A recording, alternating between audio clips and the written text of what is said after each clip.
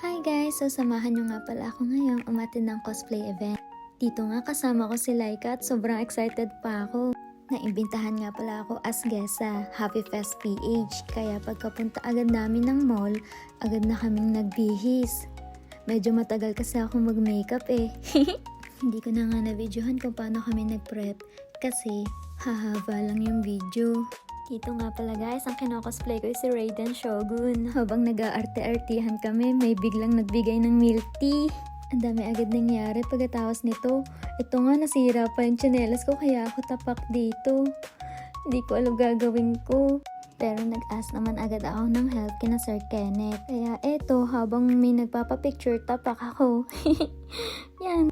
Pagkadating nga agad ng bulldog, inayos ko na agad tong tsinelas ko. Chinek ko na nga din pala tong isa kung meron din bang sira. Buti naman wala. Sa mga cosplay event guys, kadalasan nagbebenta ako ng merch. Kaya maraming salamat po sa mga nag-a-avail sa akin. Ginawa ko tong vlog na to kasi gusto ko lang din ipakita sa inyo yung mga nangyayari sa mga cosplay event. At yun, isa sa hindi may iwasan ng isang cosplayer o magka meron ng problema sa costume nila. Agad nga ako nagpunta ng CR para ayusin yung costume ko. Napigtal kasi yung strap. Nagmamadali nga akong ayusin to kasi ayoko mamiss yung performance ng ibang cosplayer. At yun nga, pagbalik ko may bumibili sa akin ng cosplay print. Gusto niya daw palagyan ng sign sa likod. Alam niyo ba guys, sobrang nakakataba talaga ng puso pag na-appreciate niyo yung passion ko. Kaya maraming salamat po sa mga sumusuporta sa akin. Dito nga nakikipagkulitan lang ako kay kuya. Ayaw niya nga lang magpasama sa video. Nahihiya daw siya eh. Tapos dito bigla ako nagulat nung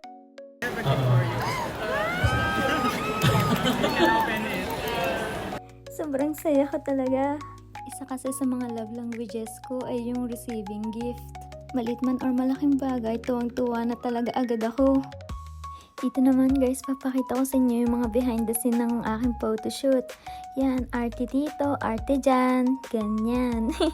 Tapos noon, nanood na ulit ako ng mga performance ng mga cosplayer. Ang gagaling nilang sumayaw. Ito nga pala, binisita ako ni Kielse or mas kilalang Choji TV. Hi! At ito na nga guys, yung isa sa pinaka-nakakakabang part. Yung magka-catwalk ka at i-interviewin ka sa harap ng maraming tao. Alam nyo ba guys, mukha lang akong kalmado dito pero kabang-kaba na ako.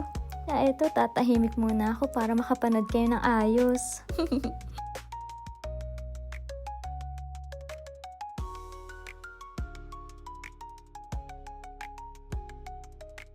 Yun lang muna guys, interview na. Ito na. Kinakabahan talaga ako umimik sa harap ng maraming tao. Di kasi ako ganun kasanay eh. Pero nasabi ko naman lahat ng gusto kong sabihin. Pagkatapos nga ng interview, dumating pala si Seika. Yay! Tagal namin hindi nagkita. Kaya namiss talaga namin ng isa't isa. Ito pa nga, inulit namin yung video kasi wala daw siyang lip tint. Wala guys, nagtsikahan lang talaga kami dito.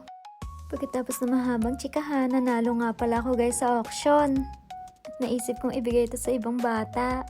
Pansin ko kasi parang gusto niya yun eh. Kaya masaya ako nang natuwa siya. Dito naman guys, may pag-gift si Seika na bawi. Barihan na ako.